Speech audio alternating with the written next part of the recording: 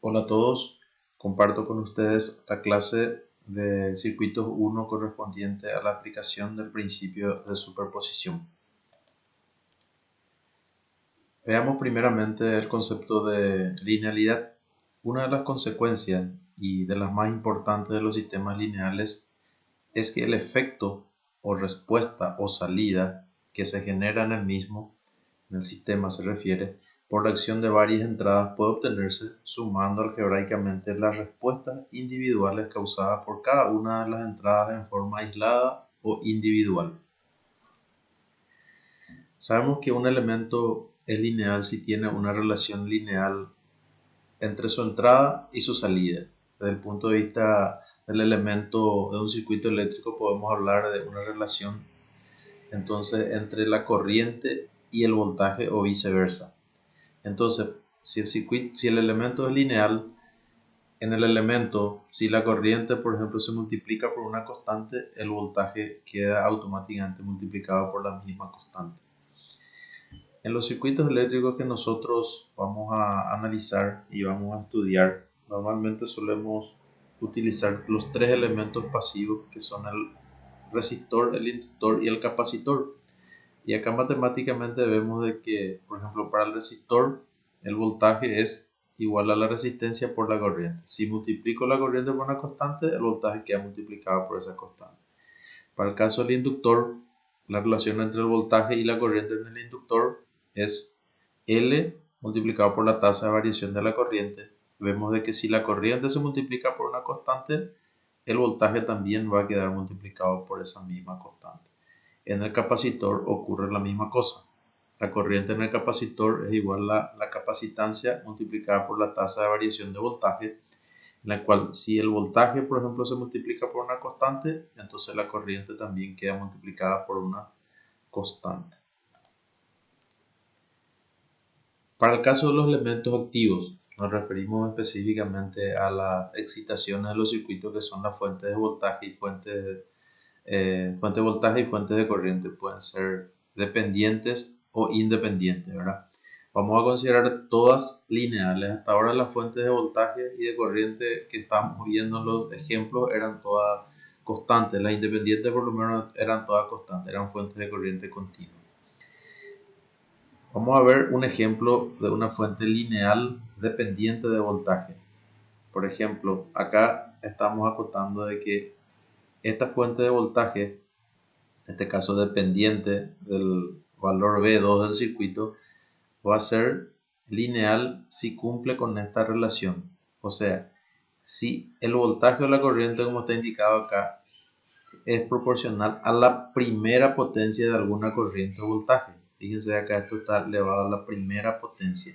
Si acá, por ejemplo, era 3 por V2 al cuadrado o al cubo, esta fuente dependiente ya no iba a ser lineal. Por ejemplo, otro ejemplo acá de una fuente dependiente de corriente igual a V1 más 2 y 4. En este caso, también esto está elevado a la primera potencia y esto está elevado a la primera potencia. Entonces sigue siendo lineal. Si acá, por ejemplo, tenía I4 elevado al cubo, ya no iba a poder ser una fuente dependiente de corriente lineal. O si I4 estaba multiplicado por V1, tampoco ya podía darse la linealidad en ese. Nosotros todos los ejercicios, o sea, todos los circuitos que estamos analizando normalmente cumplen con esta condición. Y si no, directamente lo que va a ocurrir es que no se puede aplicar este principio de superposición que ahora estamos poniendo. Pero se pueden aplicar las leyes de Kirchhoff, la ley de Ohm, todo lo que estamos viendo también.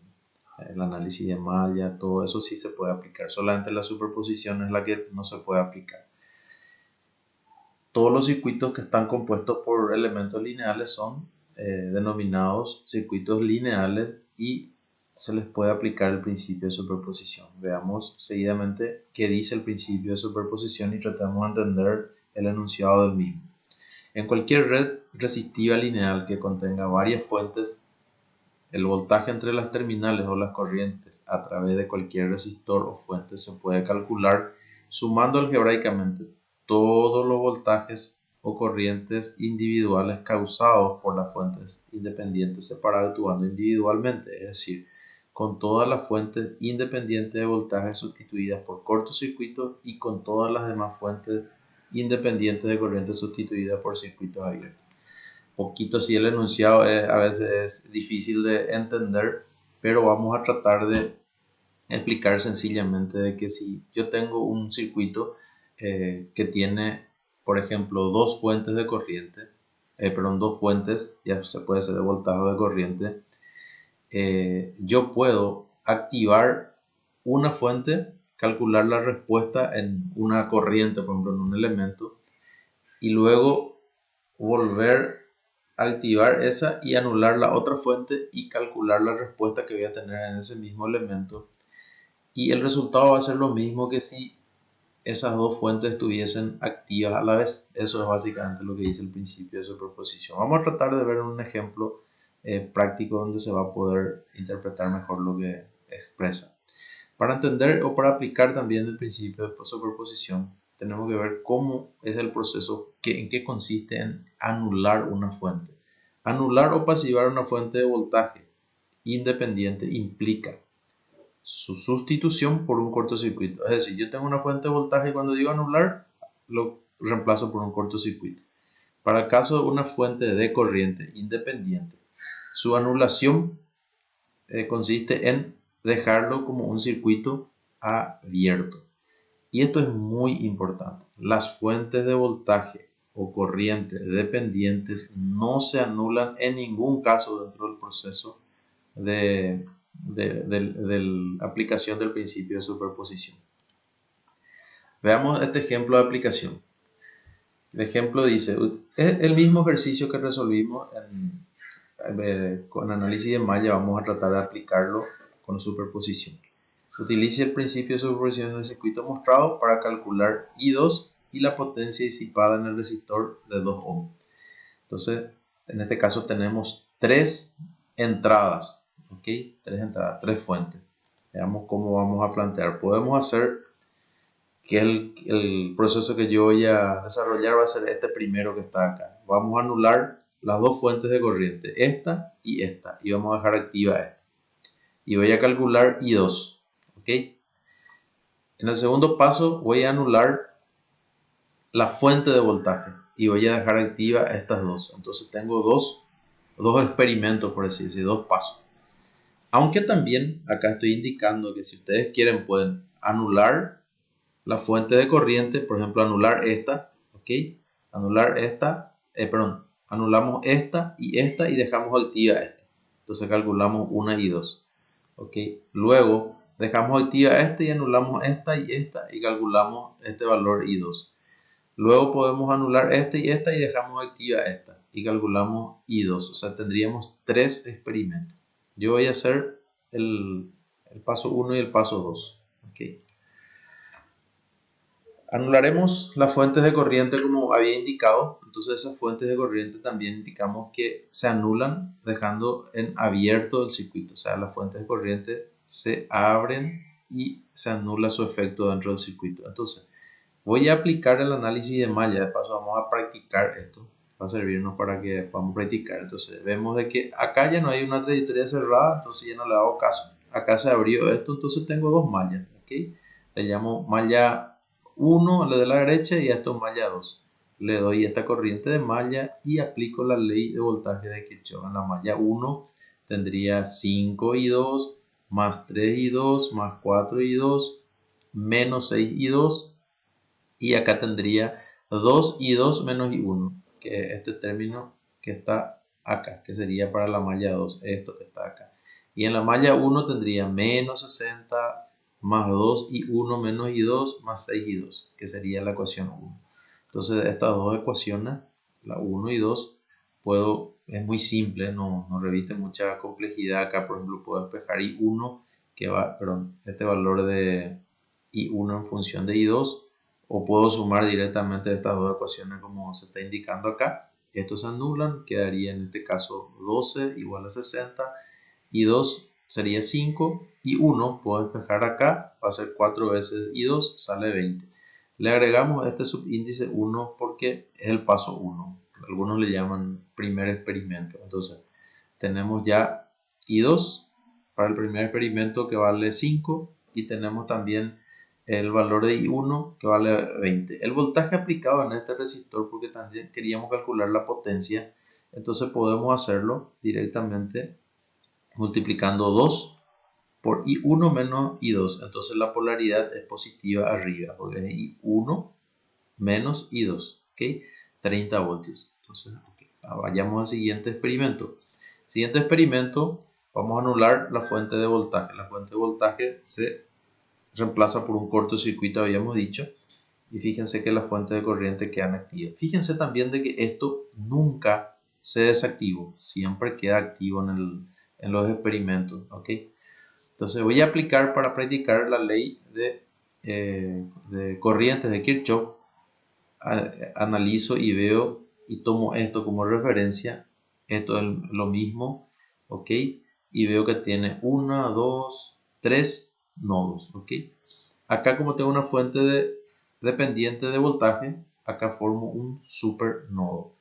Puedo plantear la ecuación de corriente de Kirchhoff en este nodo y en este nodo, ¿ok? En el nodo 1 sería menos 4 más V1 sobre 4, la corriente que sale, más V1 menos V2 sobre 3. En el nodo 2 sería 4 en esta corriente y acá sería más V2 sobre 5. Pues esta es la referencia, V2 sobre 5, V2 menos V1 sobre 3. ¿Ok? Es un sistema de ecuaciones con dos incógnitas, no reviste mucha complejidad.